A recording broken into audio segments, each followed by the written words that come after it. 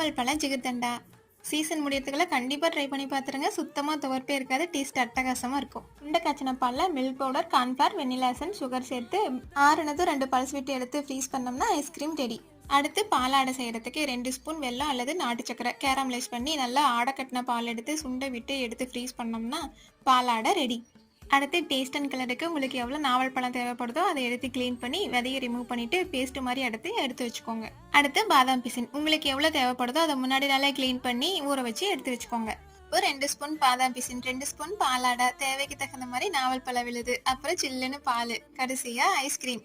உங்களுக்கு சுகர் கம்மியாக சாப்பிடணும்னா சில்லுன்னு பால் ஊற்றிக்கோங்க. சுகர் நல்லா சாப்பிட்றவங்களுக்கு கேரமலைஸ்டு மில்க். நாவல் பழத்தில் low glycaemic index, low calories, high nutrients and high fibre.